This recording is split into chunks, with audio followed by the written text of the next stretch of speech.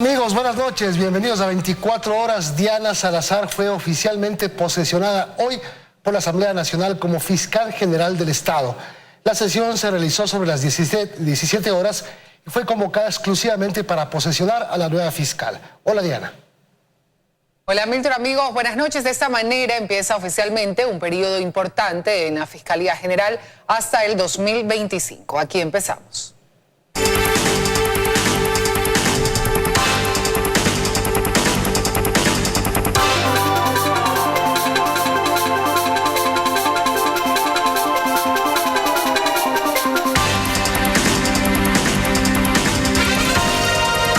Usted, por su honor, respetar y hacer cumplir la Constitución de la República del Ecuador en su calidad de Fiscal General del Estado?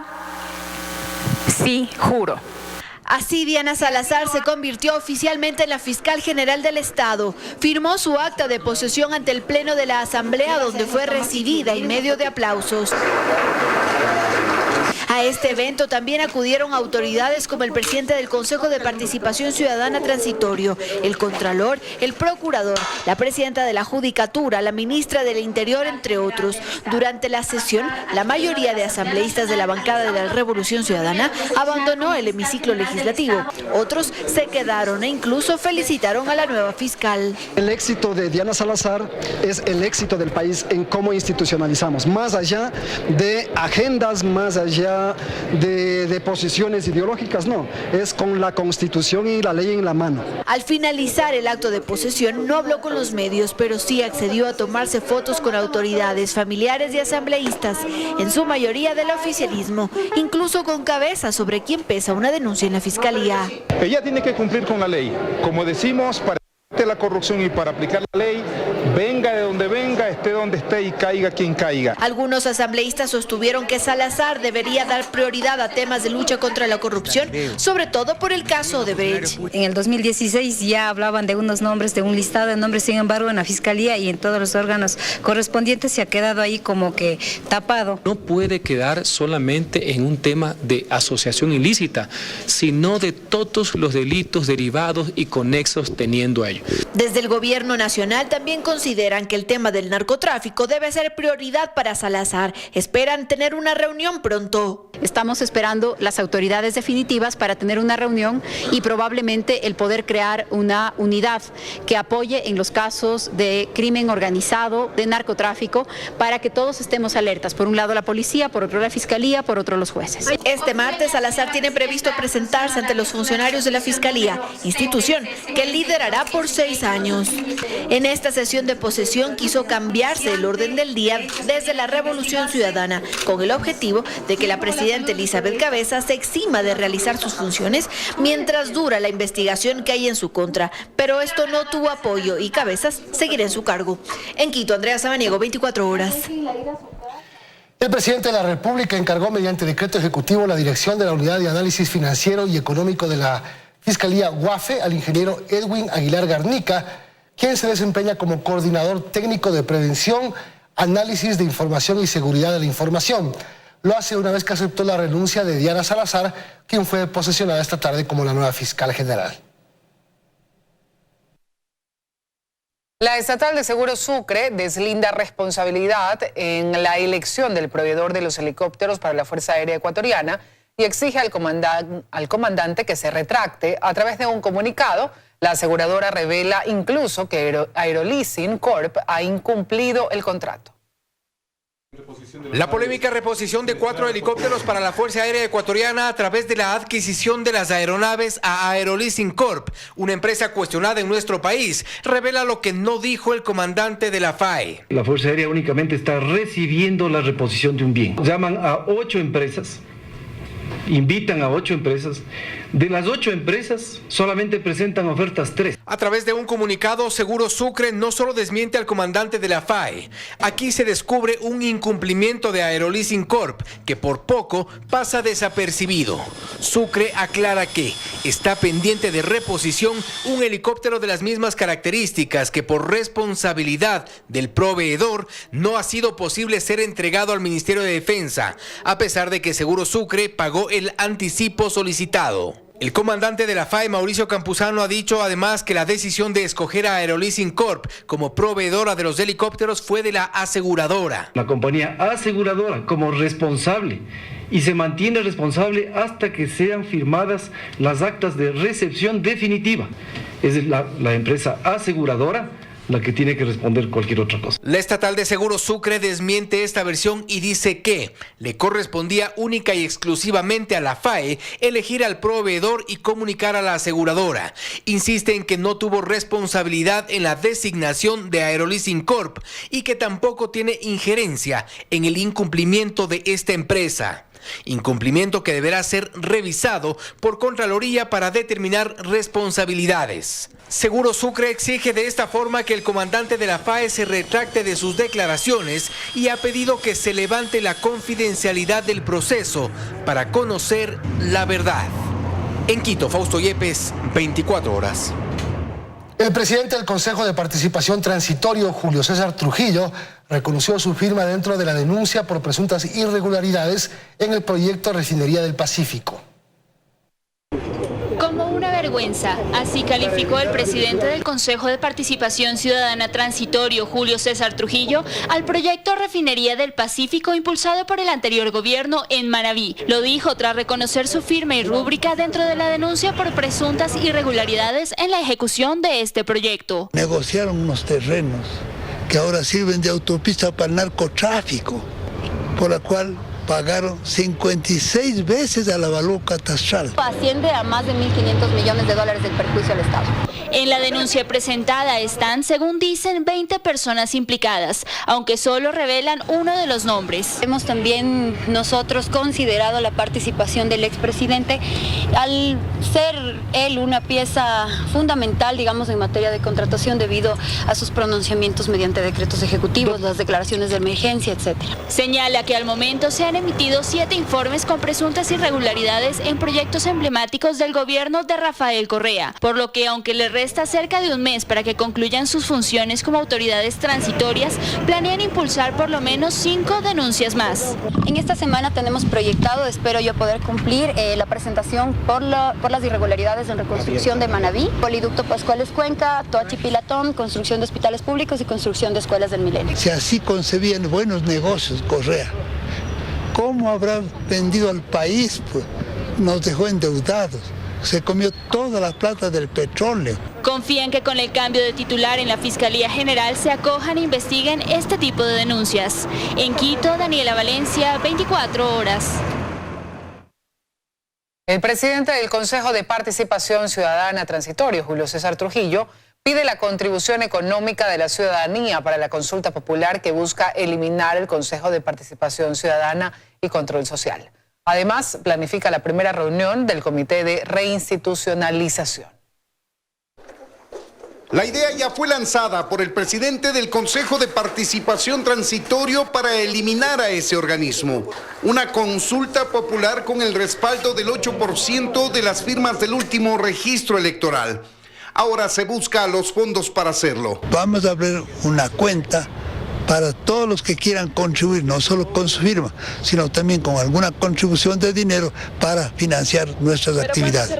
La iniciativa será enteramente ciudadana, sin la participación del gobierno, pero aceptarán todos los apoyos posibles para cumplir su objetivo de eliminar al Consejo de Participación, sin negar la posibilidad de que la reforma a la Constitución tenga un mayor alcance. Y son temas que están absolutamente vinculados. Por ejemplo, si mañana se elimina el Consejo de Participación Ciudadana y Control Social, lo lógico es pensar en la Asamblea Nacional. Sin embargo, la actual estructura de la Asamblea Nacional es el mejor mecanismo para la designación de autoridades. Esa es una pregunta que tiene que también entrar en el debate nacional.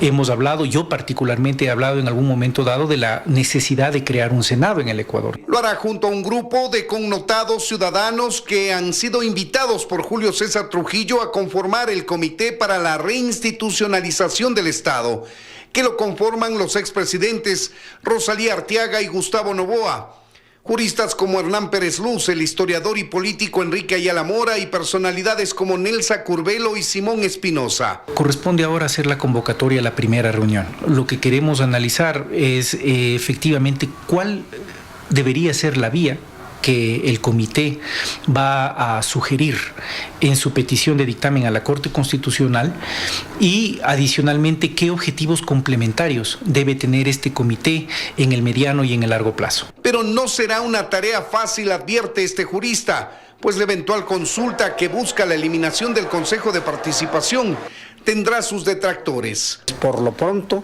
ya sabemos de dónde vendrían esta oposición que ha sido ya manifiesta por parte del expresidente de la República y por parte de uno de los eventuales presidentes de la República. Y es que el líder del Partido Social Cristiano, Jaime Nebot, se opone a la eliminación del Consejo, igual que el expresidente Correa y su grupo de Revolución Ciudadana, y posiblemente los propios consejeros electos el 24 de marzo. En Quito, Freddy Paredes, 24 horas.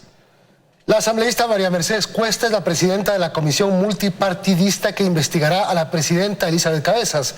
La Revolución Ciudadana pide que Cabezas pida una licencia mientras se la investiga. Andrea Samaniego informa. Mercedes Cuesta, Marcela Guiñaga y Fausto Terán se reunieron por primera vez luego de ser elegidos como miembros de la comisión multipartidista que investiga a la presidenta de la Asamblea, Elizabeth Cabezas. En esta reunión decidieron elegir a Cuesta como presidenta de esta mesa de investigación por el voto de ella y el de Fausto Terán. A Guiñaga votó en contra. Luego decidieron solicitar información sobre la denuncia presentada por Amapola Naranjo, la decisión del Pleno, la consulta que se hizo al procurador sobre este tema y también sobre la acción de protección a más de 150 autoridades que fue negada. Toda la documentación para poder hacer una evaluación totalmente objetiva y poder ver, obviamente, todas las pruebas para poder hacer una evaluación y poder realmente decidir qué se va a hacer. La asambleísta Marcela Guiñaga solicitó en esta reunión que la presidenta de la Asamblea, Elizabeth Cabezas, dé un paso al costado mientras dura esta investigación. Sí me parece, desde mi punto de vista, que ella debería abstenerse en estos casos de presidir el Pleno de la Asamblea Nacional hasta que en estos, digamos, 10 días hayan los informes pertinentes que decida esta comisión. Veo improcedente que una funcionaria tenga que dejar cierta actividad por el hecho de que tiene una denuncia. Ha habido algunos asambleístas que están aquí mismo, que están con denuncia y están en pleno ejercicio de sus funciones. Entonces, creo que es para todos. El plazo de los 10 días que tiene la comisión para elaborar el informe final empezó a correr desde el 5 de abril. El Pleno del Consejo Nacional Electoral no tomó aún ninguna resolución respecto a la situación generada en la provincia de Los Ríos. Consejeros denuncian fraude electoral y cambio de actas.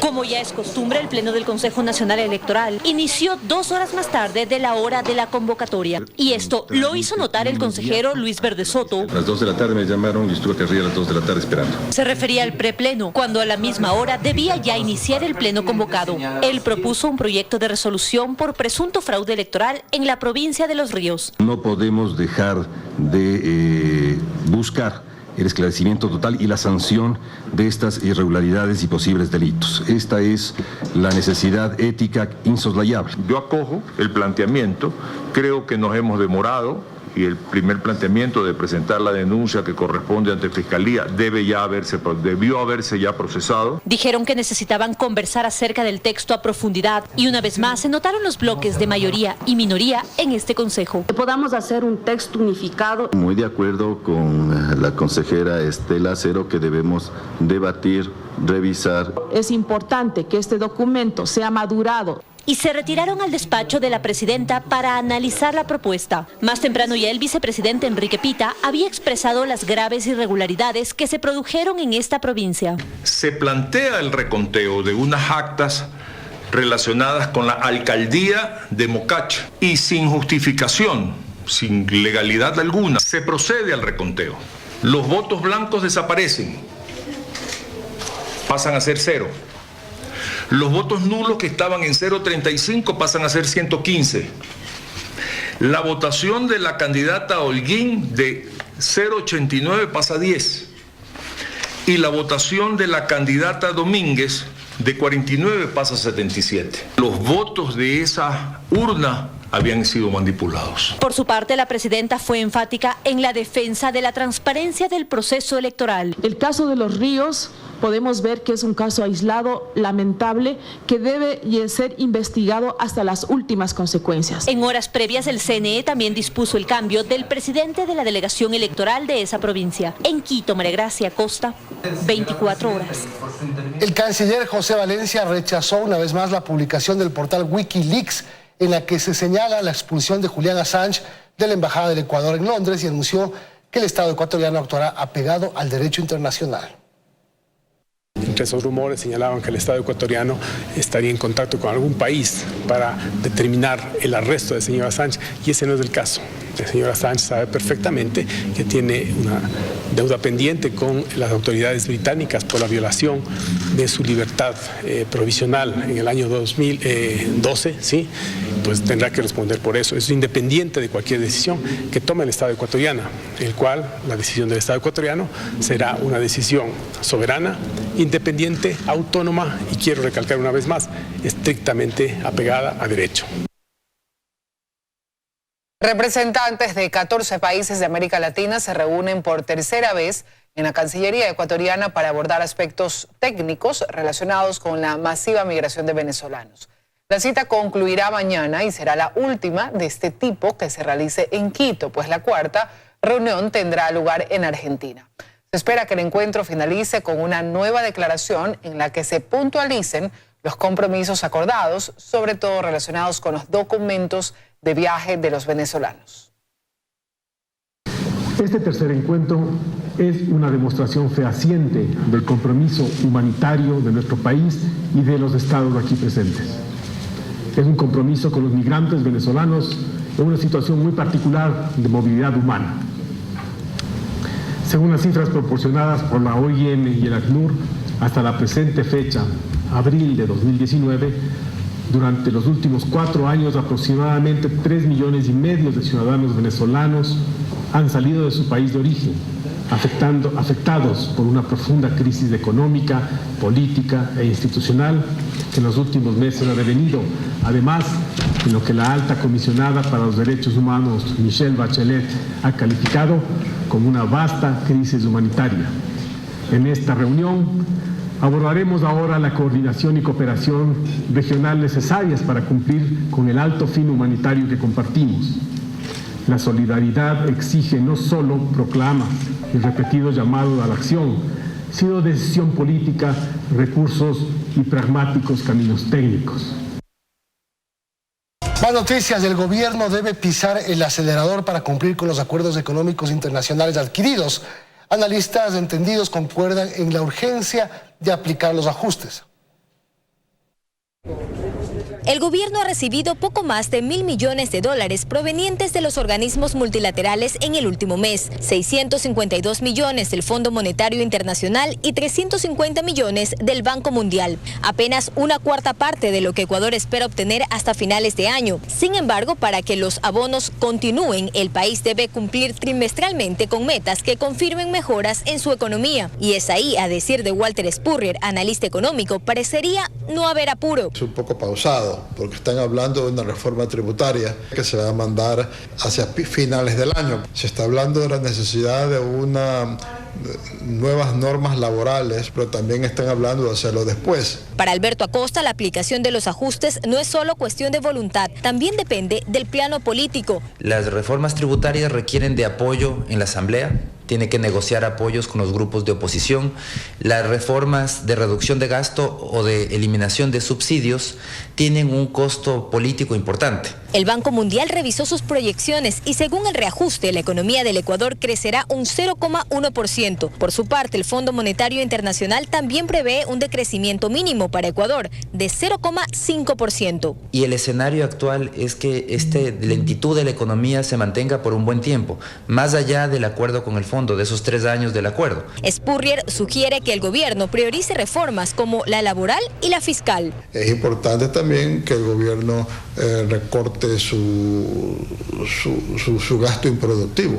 El rol de pagos, Rafael Correa lo triplicó y sencillamente el país no puede pagar eso. El próximo año el gobierno deberá sumar a sus cuentas por pagar 2.200 millones de dólares correspondientes al vencimiento de los bonos 2020. Joana Ramos, 24 horas. El gobierno se muestra preocupado por las altas cifras de desnutrición infantil a nivel nacional. El presidente Lenín Moreno aseguró durante su visita por la provincia de Santa Elena que se han invertido 200 millones de dólares en atender a más de 300.000 niños en esta condición. Cerca del mediodía, según lo planeado, el presidente de la República, Lenín Moreno, llegó a la unidad educativa Santa Elena, ubicada en esa provincia. Ahí no hizo referencia a los temas de la coyuntura política, que no son pocos. Más bien dedicó tiempo a la socialización de la iniciativa Creciendo con Nuestros Hijos, que se trabaja junto al Ministerio de Inclusión. En este programa hemos invertido 200 millones de dólares para atender y cuidar con esmero a cerca de 310.000 pequeños ciudadanos de nuestro país. Vamos a aprender a alimentar y a nutrir a nuestros hijos. Nada es más gratificante que ver a nuestros hijos crecer, saludables, alegres, bien formados, física, emocional y además espiritualmente. Moreno ratificó el compromiso de que el financiamiento obtenido mediante los multilaterales de crédito vaya principalmente a programas sociales. Porque esa es la única condición. No invertir en propaganda, no invertir en obras faraónicas, no. Invertir en obra social, en las personas con discapacidad, en las madres, en los niños. 197 unidades de atención se abrirán en Santa Elena. La ministra de Inclusión, Berenice Cordero, aseguró sentirse preocupada por la estadística de desnutrición infantil en esta provincia. Pese a los esfuerzos de agua potable, alcantarillado y demás, tenemos un problema de hábitos de higiene.